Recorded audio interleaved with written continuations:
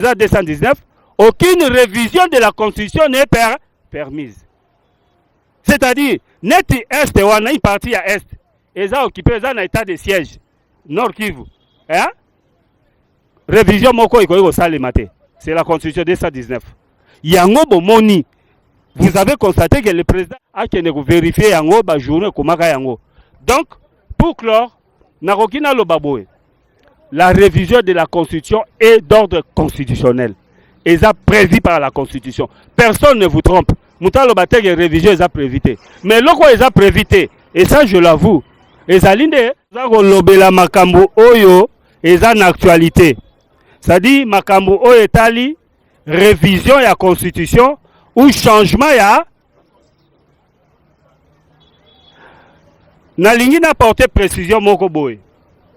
Pour nazo la confusion, même na ba télévision. Même na cellule na biso ya Lumumba na matete nazwaki parole jour ba débat ngwe bandara na lobby attention soki bozolobe la révision ya constitution et que seni na changement ya constitution na kopesa bino mwa ba détail muke po boyeba eza trop technique mais na kopesa mwa ba détail muke révision ya constitution yango montango ba opposition au président zobenga ya nzala azoloba bazoloba opposition wana bazo contester révision ya constitution ezali na kati ya na article 218 eza ko prévoir que révision ya constitution ekoki ko salema na chapitre 7 ya constitution na kanisi soki bokoyi bo se donner la peine totanga yango na kopesa bino moi, éclairage mouquet sur la révision. Vous avez la Constitution? Oui, lisez vous avez donné la Constitution puisque je l'ai ici. Alors, dans l'article 218, ils ont prévoir la révision de la Constitution. Bango, si vous avez opposition, balobi, bakoki ba réviser la Constitution, ni ko changer la Constitution. Non, la révision est permise et autorisée. Article 218. Nana koki ko réviser. 1. Président de la République, initiative, babenya un projet. Président a porté projet à révision de la Constitution. 2. Le Premier ministre, chef à gouvernement, a coquille un projet à révision de la Constitution. 3.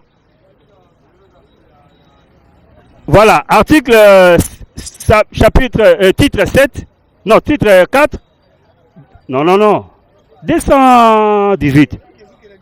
218. J'ai parlé de l'article 218. Alors, initiative est dans le président Kozwa. Voilà. Article 218, voilà, yango. Et commis, titre 7 de la révision constitutionnelle. Et l'obi 218. L'initiative de la révision constitutionnelle appartient concurremment, 2 points, au président de la République, Moutoyambo. A koki Kozwa initiative, il y a qu'on réviser la constitution. Babenya on a projet. Yami Balé, 2. Au gouvernement après délibération au Conseil des ministres. C'est-à-dire, chef ou madame Judith, à quoi qu'on soit initiative, il y a pas révisé la constitution, mais va délibérer en la carte, il y a Conseil des ministres. 3. À chacune des chambres du Parlement, à l'initiative de la moitié de ses membres. C'est-à-dire, il y a 2 chambres. Parlement, il y a 2 chambres. Hein? Sénat et chambre ya Kamere, na chambre ya pas Bahati. Ya Sama, voilà. Alors, chacune des chambres wana, pardon, veuillez un peu répondre. Chacune ya chambre wana, Kamere koki kozwa initiative, ba parlementaire wana, ba koki kozwa initiative ya ko réviser. Touché à voilà. Ba koki kozwa initiative ya ko réviser. Tout comme peut initiative ya na niveau ya Sénat, bakoki pe kozwa initiative. 4.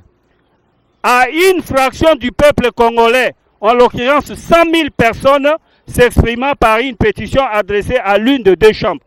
Donc, yo, ye, bino, ngai, biso, sont au sali 100 000 personnes. Hein? 100 000 personnes. Tokoki tozu initiative, to signé mukanda, babenya ngo pétition. To signé, to sali, to so tokoki 100 000. To adressé ngo soit na Kamere, soit na président du Sénat, ba étudier yango, ba réviser constitution. Donc voilà batu oyo bakoki kozwa initiative ya réviser, excusez-moi, réviser constitution.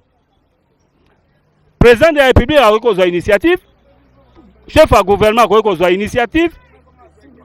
Nasimba, hein? Voilà. Alors, la révision n'est définitive qu'après le projet. Voilà. La révision n'est définitive que sur le projet. La proposition ou la pétition est approuvée par référendum sur convocation du président de la République. Initiative ou on a la révision à la Constitution. Et comme définitive, c'est-à-dire libella, ce qui est commis approuvé, c'est-à-dire bandimi yango par référendum, c'est-à-dire président convoqué yango, référendum est convoqué par le président de la République. Bozakolanda, c'est très technique pour l'élément on a dans ça, au côté na niveau ya quartier na yo, on le ba pour développer yango. Pour batuming bazo changer ndengenine, ndeto ya okota na changement. Alors ba yesu kolo toutefois le projet c'est-à-dire c'est outil na gouvernement. Hein? Proposition, c'est outil na parlement, hein, député mutazu initiative wana. Ou la pétition, ce qui est outil entre biso peuple, n'est pas soumis au référendum lorsque l'Assemblée nationale et le Sénat réunis en congrès l'approuvent à la majorité de 3/5 des membres le composant. C'est-à-dire, et qu'auquel le canal référendum T, projet à révision, proposition à révision ou pétition, ce qui Sénat, na Assemblée nationale, se réunit dans le congrès. Hein? Approuver yango na 3/5, c'est-à-dire Assemblée nationale a 500, au baki 600. 108, il y a Sénat, 3/5 ya bango wana. C'est ça le congrès. 3/5 so bandimi et qu'on le casse dans référendum te. Vous comprenez? Nakasi pour comprendre moi subtilité wana. Voilà. Wana article 218, c'est pour vous dire que la révision de la Constitution est permise. Hein? La révision de la Constitution est prévue dans le cadre de la Constitution. Na ba élément on a pesibino wana. Mais débat si quoi les ali makasi na cadre ya changement ya constitution. Au cas où vous coopérer changement ya constitution, mais on appelle ça sous précision. L'article 219 est lobby boy, puisque ba juriste monsieur pe bazolo bango. Pendant l'état de siège ou état de guerre ou banini eza 219, aucune révision de la constitution n'est permise. C'est-à-dire neti est wana une partie à est, eza occupé dans l'état de siège. Nord Kivu. Hein? Révision moko ikoyo salemate. C'est la constitution 219. Yango bomoni. Vous avez constaté que le président Lobby a tindaki déjà premier ministre a kendeki au sala, a kendeki kuta ba gouverneur militaire. Azwa ba déserta na bango. Ayoka. C'est-à-dire tito kota décembre président quoi lever état d'urgence. État de siège pardon. Voilà. Pour état d'urgence, c'est état où il y a Covid. Vous comprenez? État de siège. Donc, tant que le président Tindi Bango déjà bon premier ministre, c'est-à-dire, tant que Bakoya Bakopé ses rapports, Ndebo Komona, ce qu'a sali en décembre était, janvier prochain, à côté déjà qu'on lever état d'urgence. Donc, tant qu'on lever, n'a yebi qui a levé avant, parce qu'à lobby, année prochaine, na janvier, à côté commission Mokoboye, ya bato mayele o Didia Otikoloba bango nde bakosala bako réunir bako benga batu nyonso ba intellectuel société une espèce ya conférence nationale bis pour mutna muto ba pesa ba idée pour na ko réviser ba article mais gouvernement aux agents na projet na ya révision akoya talanga alingi to pour réviser article boy to sala boy article songolo ba changer. Donc tango bako lever état de siège nde sikoyo révision ko salema mais débat ezako kota na tango ba musu bazoloba changement ya constitution. Qui dit changement ya constitution dit changement ya régime. Donc on va quitter la 3e république pour entrer dans 4e république. Mais dans la révision, vous restez toujours dans la même république. N'a la comprendre été. Subtilité zawana. Changement et qu'on conduit na changement qu'on intervenir par coup d'état. Ndebo moni na ba Mali, ndebo moni na ba Burkina Faso. Ndenge pe Kabila salaka awa Laurent. Quand Laurent Kabila est entré, la première des choses des Aïni, a bien suspendre constitution wana. Oya Mobutu à 67. aye kosala oyo aye le 25 mai oyo ezalaki mokuse ba 23 26 articles seulement. C'est ça aussi le changement. Et koki kokota changement à la constitution. On attend tout ça. Comment? Voilà.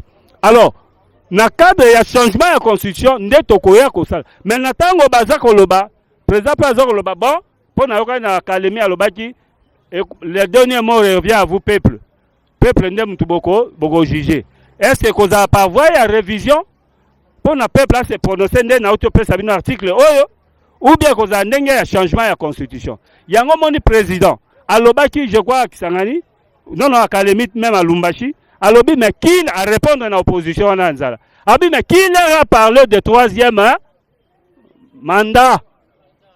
Pour bazai ko accuser le président de Béa azolinga changer constitution pour na azo troisième mandat. Yango président de la République a répliqué bango na niveau Kisangani hein.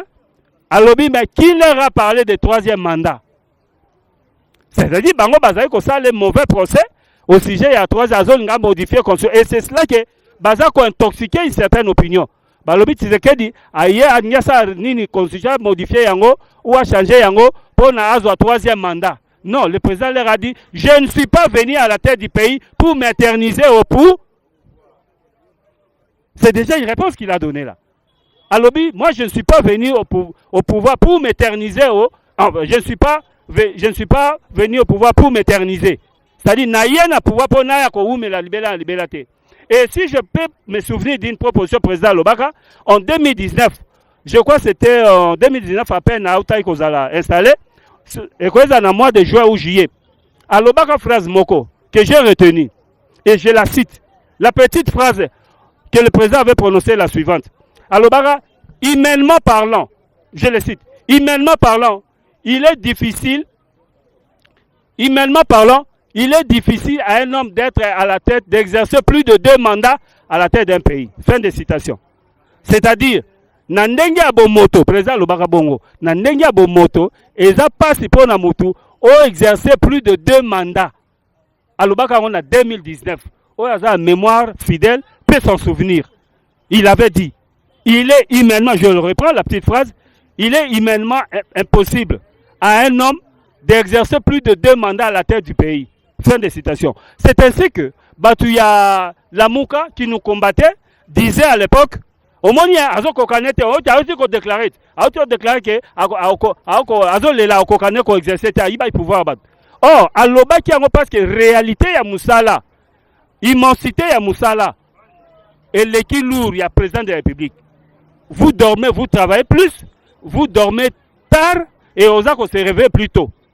Donc, à l'Obaki, humainement parlant, Nandenge Pena Yabomoto, ezali pasi po na mutu, osala mandat mi balé à la tête d'un pays. À l'Obaka, on a 2019, ce qui mutu aza ba chiffre, a kene ko vérifier yango ba journée komaka yango. Donc, pour clore, Narokina Lobaboe, la révision de la Constitution est d'ordre constitutionnel. Et ça prévu par la Constitution. Personne ne vous trompe. Mouta Lobatek est révision, ils ont prévité. Mais l'autre, ils ont prévité. Et ça, je l'avoue. Et ça, c'est changement de la Constitution. La Constitution, on est athées. Mais ils ont un article. Ils ont révisé. Vous prenez l'article 217. Ils ont Congo a une partie à abandon partiel ou total, il y a une partie, il y a souveraineté à territoire. En tout cas, là, ça demande révision. Comment Bobo Sango, Rwanda, vous avez un voisin, où il y a une velléité expansionniste, c'est-à-dire, il y a un massif, et Kotachi, Rwanda, Vandawana. Ndenge Israël a ça là, na Palestine, na Bamboka Moussa, Atia, colonie juive. Atia, Juif, Vandawana, mais Zamboka, on est à coloniser. C'est ça que le Rwanda rêve de faire au Congo. Azolinga ba parti on alors il faut réviser yango ba sala quand on a contexte de guerre et les choses ont changé évolué il faut pas réviser yango aujourd'hui article 51 de la constitution ezolobake il faut pas protéger minorité mokobo tout ça ba minorité toutes les ethnies à Congo 450 je crois eza minoritaire aucune ethnie eza majoritaire alors ba sala ka yango pour la nine on visait la minorité touti. Tango balobaka article 51 wana, on visait pour la protection d'une minorité, ya baba ya mulenge. Oh, ba etini nyoso, ba yanzi ba nani ba mbangwaka ba etini nyoso etini ezaka minoritaire. Donc il faut qu'on révise yango. Aujourd'hui constitution d'article 10. Article 10 la nationalité congolaise est une et indivisible. Elle ne peut être partagée par aucune. Mais président Tshisekedi alobaka en 2020 azari je crois na diaspora. Alobi ba congolais mususu baza ba étranger baza ba longwa ba koma na poto. Pona ba réseau azwa musala na mukanda, il faut changer mikanda. Mais mutemane eza ko battre kaka na Congo démocratique. Alors, ceux qui congolais à bongo tozo senga bango ba ya ko investir. Ceux qui ya ko investir na nationalité na biso net article 10 ezolo bake. Nationalité na biso net ozo nationalité belge ou français, on perd de nationalité congolaise à ko investir. Parce que vous allez le considérer comme un étranger. À ko bénéficier na ba avantage au congolais à ça va faire. Donc ça demande à être révisé. Ndenge ba pays muso ko ba kamyo ba na deux nationalités, ba double nationalité, ba benga ba binationaux. Ça va tout. Voilà en conclusion ce que je peux vous dire à ce sujet-là. Mais quoi qu'il en soit, quoi qu'il pleuve, la révision de la Constitution interviendrait. Et le dernier mot, comme l'a dit le président, reviendrait au peuple que nous sommes. Merci. Et merci pour la question. Ngai ndeko naza esclave ya texte. Tout juriste bien formé aza esclave ya ba texte. Texte na biso constitution oyo tozo salela. Ezo lobela révision ya constitution. Texte ezo la révision ya 218. Ezo la révision ya constitution. Nulle part, même le confrère Willy Yenga. Batunaka na top Congo il y a plus de 2 semaines. A Bondaï propre na 100 azolo. Donc ezo la changement ya constitution te. N'empêche que par la force des choses politiques elles ont plus dynamique. Et koki koloba que désormais toza koloto to changer la constitution oyo. Yango mona même président yemo pas a précité. Azoza na précité. Na ba déclaration sur banda Kisangani, Lumbashi, Kalemi. Azoza nete azolo bateke tozo changer constitution. Azolo ba bongo précisément te. Azolo baka les derniers mots ekozonga na bino peuple. Il n'a jamais dit que tozo changer constitution. Mais débat ekoti, même secrétaire général de PES a parlé de changement. Alobaki na RFI jour avant que na RFI le 26 novembre, le secrétaire général de l'IDPS s'était prononcé. Alobaki que le cahier de charges pour nous désormais c'est le changement de la constitution. Voilà le secrétaire général. Il a émis son opinion. Voilà le secrétaire général Alobaki. Na lobby encore une fois pour répondre à votre question. La dynamique politique et les armakas. Ce qui est dynamique politique est ça qui va opter pour le changement. Et notamment, il y a un président de lobby commission ya batamaye la rosala. Ce qui est dynamique est rosala mawana et opter pour le changement. Rosala yango et le président va soumettre la chose au référendum. Yango mona na azolobake. Les derniers mots que zonge la bino au peuple. C'est un peu cela. La réponse est celle-là. Si Sam Ngalamolume. Ma question s'adresse au maître Ponakoyeba sur élargissement et un mandat et un président de la République. La révision de la Constitution, normalement, c'est prévu par la Constitution elle-même. Ce qui, soit Constitution Nabiso, et comme il y a un moment, plus nous allons évoluer, que c'est ce qui est révisé en haut. Nous sommes vraiment d'avis. Maintenant, pour Bamboula Oyo Mokonja Komela Nakacha Bokonzi. Jusque-là, tout Congolais sans ignorer que Bamboula Oyo Mokonja Salaka est insuffisant. Tina Kabila a regretté qu'il en gros parce que 5 ans, ça ne représente rien avec l'opposition du pays. N'a évité ce qui, article, ils allaient prévoir, dirait à président Nakacha Mboka, ils allaient cibler parmi les articles à revoir, ou soit c'est seulement les 2 ou 3 articles listés ici par le maître. C'est ça ma question. Oui, merci pour la question que j'estime pertinente. Parce que il y a un peu Batoubaza ou le baron de débat sur Bolanda, ça fait l'objet de débat. Question à Ndekatuni Boye. Est-ce que pour ce qui est du mandat président de la République, n'a duré nango, il y a un peu quoi ça l'objet de révision. Je dis, du point de vue à la Constitution, non. Et je vous renvoie à l'article 220. Article 220 et l'obini. Yango bazo benga. Tant que yoka ba débat bazo ba article verrouillé. Article verrouillé. So bozo yoka. C'est-à-dire article kangi vous magé. Boko bo révisé te. Ba constitution. Les articles 220 et l'obi boy. la forme républicaine de l'État, virgule, les suffrages universels, les principes à suffrage universel, c'est-à-dire le fait qu'il y a un président à suffrage universel, n'a pas député. La forme républicaine, le suffrage universel, la forme représentative du gouvernement, c'est-à-dire le gouvernement au Salema et Salemaka, composition nango. Les mandats, maintenant ça touche à votre question, les mandats et la durée des mandats, enfin, le nombre et la durée des mandats du président de la République, point. On a épargné l'indépendance. Donc, mandat, na durée ya mandat ya président de la République, nombre, pardon, 2 mandats, nombre. Et ben on a nombre. Constitution absolue, au sali mandat moko 2 au renouvelant, ça s'arrête là. Nombre de mandats, 2. Na durée nango 5 ans. Et qui jamais que ça l'objet a revu 220. Alors, si ceux qui par la force des choses, na indépendance à justice, na épargné bineze belé. Mais na ceux qui gagnent la place wana, pona, yem t'a posé question wana. Donc la révision, mandat après, nombre de mandats, il y a président de la République, 2 mandats. Na durée nango 5 ans. Et qu'on a changé. Ok, ça l'objet de révision. Sauf, peut-être, ceux qui ont un changement, ceux qui ont un changement à la Constitution. En ce moment-là, on peut passer 5 ans quinquennat. Bolongo la quinquennat, bokoti na septennat, ça dit 7 ans.